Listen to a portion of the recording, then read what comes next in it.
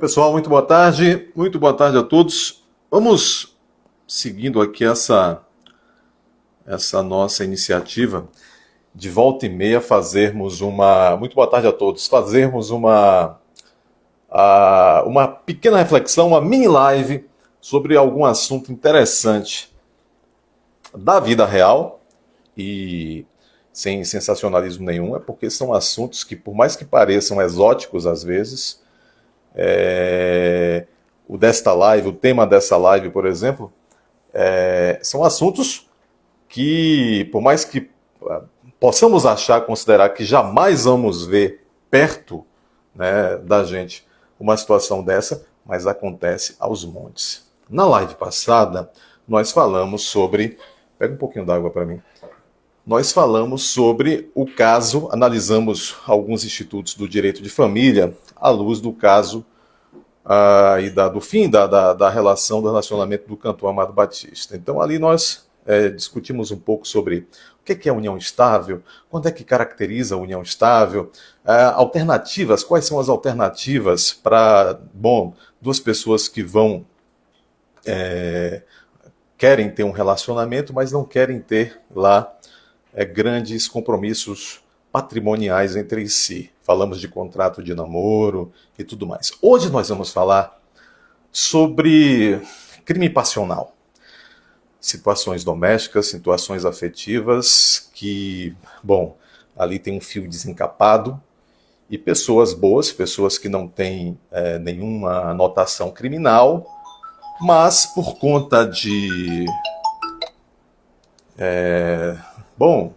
por conta de um desarranjo hormonal, por conta de um arrebatamento dos nervos, vamos dizer assim, emocional, uma pessoa íntegra, como os dois, né, como as duas pessoas que formam esse casal, que será motivo aqui, objeto da nossa análise jurídica, duas pessoas, um casal jovem do interior de São Paulo, ela com uns 34 anos, ele com uns 37 anos, não, acho que até ambos com 34 anos, menos de 35 anos. Um casal jovem. Ela, como sempre em São Paulo, muitos nordestinos vão para São Paulo e acabam tendo que ter no início dois empregos, tanto ela como ele se viravam. Ele, motorista de aplicativo, tinha também uma outra ocupação, ela, cozinheira e manicure, um jovem casal, moravam por óbvio juntos, era uma união estável, as famílias também ali se relacionavam, e um dia essa mulher, ela consegue acessar o celular do marido, do companheiro, era uma união estável, e vê lá que há poucas horas esse companheiro dela estava ali numa conversa muito quente com a sobrinha dela, uma menina menor, mas acho que com uns 16 anos. Depois chegou-se à conclusão de que não houve crime nenhum por parte do sujeito em relação àquela aproximação afetiva e sexual com a sobrinha da sua companheira.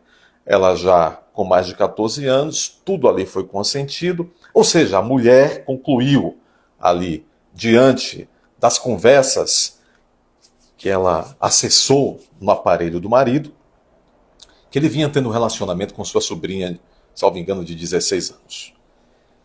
Isso ficou claro depois, essas informações que eu estou trazendo agora. O fato é o seguinte, ela, em 24 horas após ter conhecimento disso, fingiu que nada sabia, nas 24 horas seguintes, e arquitetou uma reação, e uma reação criminosa, a esta traição do marido, a esse desvio de conduta, de caráter do marido.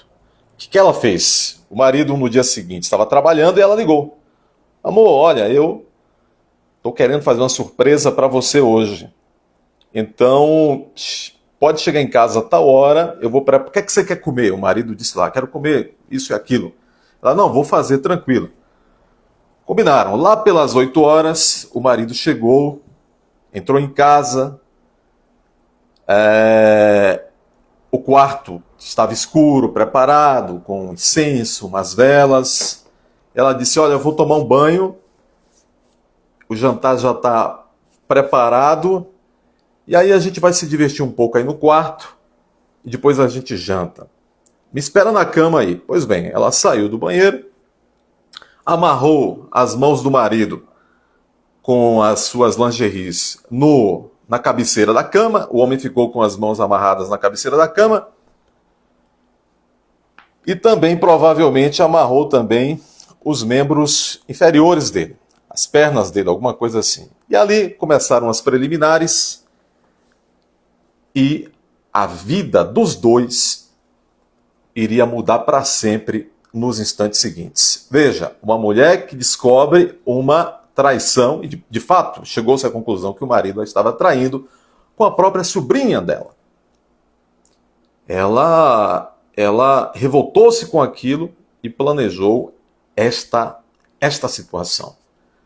Quando no meio das preliminares ali, ele disse que depois, está dando inclusive várias entrevistas, esse caso é um caso real, acontecido no interior de São Paulo, não tem nem 40 dias. Ele está se recuperando nesse momento, inclusive. Então ele disse que o que ele sentiu foi um leve formigamento na virilha e uma sensação de quintura. Por quê? Porque ela o surpreendeu no meio dessas preliminares sexuais. Ela lançou mão de uma navalha, porque inclusive ela tinha habilidade e tinha esses instrumentos porque é manicure. E também cozinheira. Tinha habilidade com essas ferramentas, vamos dizer assim, cortantes. E então, quando ele estava lá totalmente à vontade, ela utilizou-se dessa navalha para fazer a chamada emasculação, que é a castração do sujeito, que é o corte da genitália masculina. Chama-se emasculação, principalmente quando tira tanto o pênis como também ali a parte dos testículos. A grosso modo, tá? Então, se tiver alguém da saúde, da área médica assistindo agora ou depois, eu sei que há várias gradações disso e nem toda a castração configura-se uma emasculação. Mas vamos aqui tomar como que tem havido, no caso, a emasculação, a castração completa do sujeito. Agora veja o detalhe, que a live vai ser curta, não vou me alongar muito. Veja o detalhe. Qual é a pergunta da live?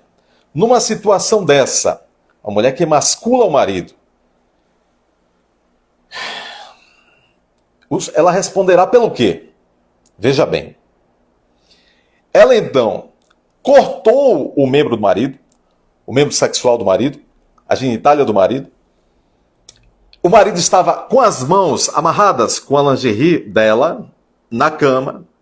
Quando ela cortou, imediatamente ela foi ao vaso sanitário do banheiro, jogou o membro lá dentro e deu descarga. E foi embora, saiu da própria casa. Foi embora.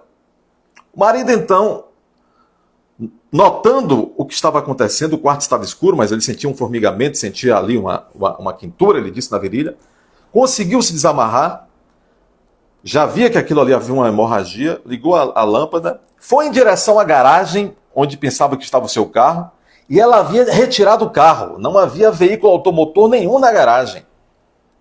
Inclusive, o carro dele, ele usava o carro para trabalhar como motorista aplicativo. Veja, então ali desesperou-se. Uma hemorragia forte, foi também ali procurar até o próprio membro, a sua genitália, no desespero, inclusive. Todo mundo vê televisão hoje. Todo mundo sabe que em alguns casos é possível reimplantar. Ele viu que ela havia se desfeito e ele foi andando em direção ao posto de saúde daquela localidade.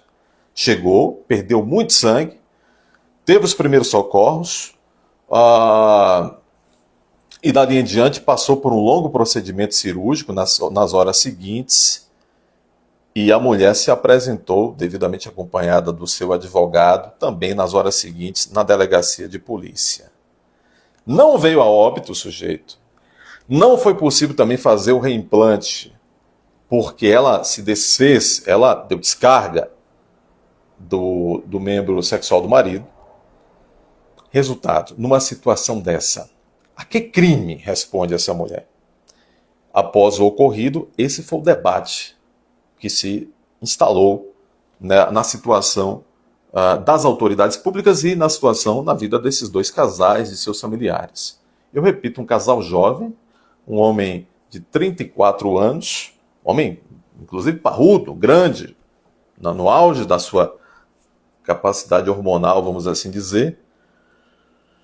E aí ele dizia, olha, o histórico dela era um histórico de possessão. Ela colocava fotos dos dois nos bancos de trás, colava nos bancos de trás do carro dele para que as passageiras do aplicativo de transporte tivessem ciência de que ele era um homem que tinha um compromisso, colocava fotos também no painel, enfim, e dizia, olha, eu sou capaz de tudo, se você me trair algum dia, eu sou capaz de tudo. Ou seja, ele já sabia também com a índole com quem ele se envolvia. Mas juridicamente, a que responde essa mulher? Ela se apresentou, como eu disse, horas depois, prestou depoimento, não negou o fato, assumiu que fez o fato e tentou justificar, evidentemente. Foi liberada, dali em diante, foi liberada. Nos primeiros momentos, até causou algum estranhamento que ela tenha sido liberada ali para, vamos dizer, para responder, entre aspas, a fase de inquérito em liberdade. E causou estranhamento não a mim, mas ao leigo. Depois eu até posso fazer uma observação em relação a isso. E ele, já fora de perigo, foi para casa, até dando entrevistas depois, dizendo da difícil recuperação. Estava ali com uma sonda, sob efeito de remédios, e sonhando com a possibilidade de colocar uma prótese, pelo menos que essa prótese ajude nas necessidades fisiológicas. A vida realmente vai mudar totalmente. Aí ele disse que quer perdoa, mas não quer. A pessoa pergunta, vai aceitá-la de volta? Ele disse, não, eu perdoo, mas não vou aceitar de volta. Depois disso, inclusive, as autoridades policiais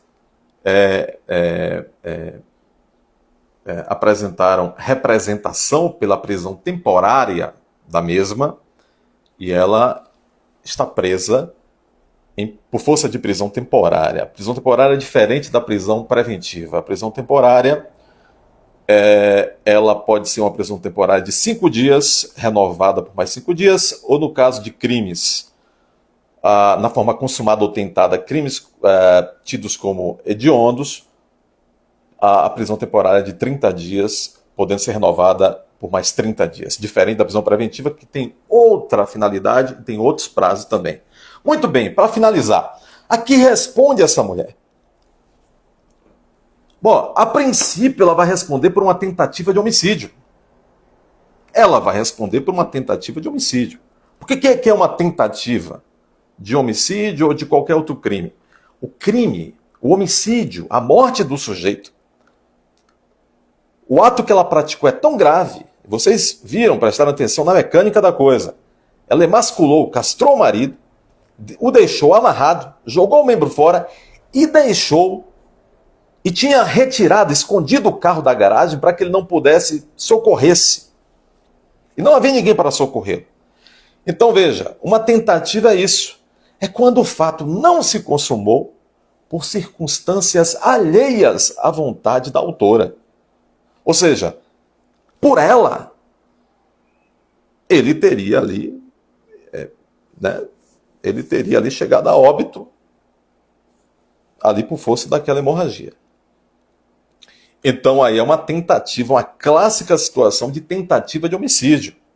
O dano à integridade física que ela cometeu contra a integridade física dele poderia tê-lo levado à morte. Só não levou por circunstâncias alheias à vontade dela. As circunstâncias de que o próprio corpo dele acabou que respondeu bem, ele havia um posto de saúde um quarteirão depois, enfim. A princípio vai responder, será indiciada, já deve ter sido indiciada a essa altura, por tentativa de homicídio. Bom, aí alguém poderá, a linha da defesa provavelmente será não vai dar para ser uma tese, e vai para o júri. Aí é que está o detalhe, e vai para o júri. Vocês sabem os crimes consumados ou tentados contra a vida, inclusive o homicídio, ele é julgado pelo tribunal do júri. Tem a primeira fase, que é uma fase igual como qualquer processo criminal.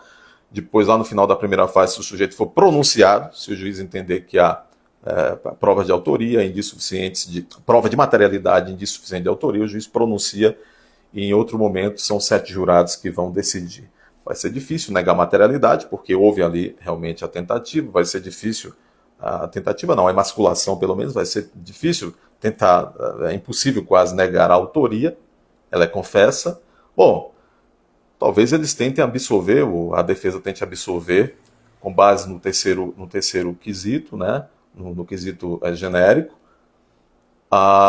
quem sabe até pleiteando um pedido de absolvição por clemência. Esta tentativa de homicídio a acusação vai ser por uma tentativa de homicídio qualificada, com algumas qualificadoras, inclusive o modo que dificultou, certamente uma qualificadora que o Ministério Público vai mandar, é que ela praticou a conduta mediante o modo que dificultou a defesa da vítima, porque ela o amarrou, ele não podia se defender.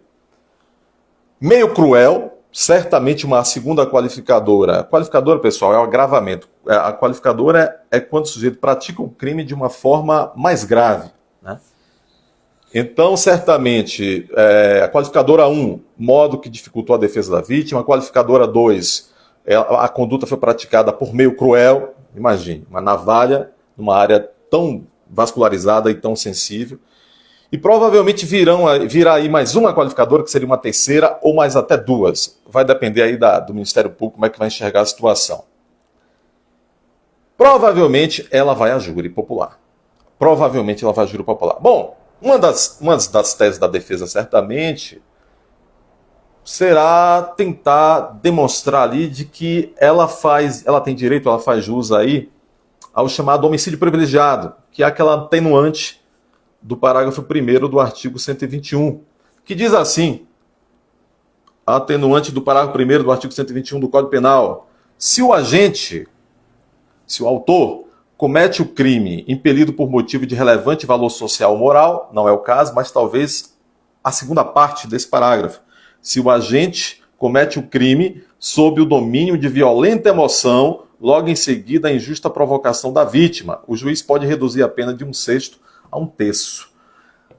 Só que talvez a própria dinâmica do crime que ela praticou, a própria mecânica desse crime, já descaracteriza essa possibilidade dela ter esse benefício. Porque ela agiu mediante uma violenta emoção, só que não basta. O código diz que a atenuante só virá se ela tivesse praticado o crime sob domínio de violenta emoção, no entanto, logo em seguida a injusta provocação. Não teve o logo em seguida, porque na verdade ela teve tempo suficiente para até desistir de cometer uma insanidade desta.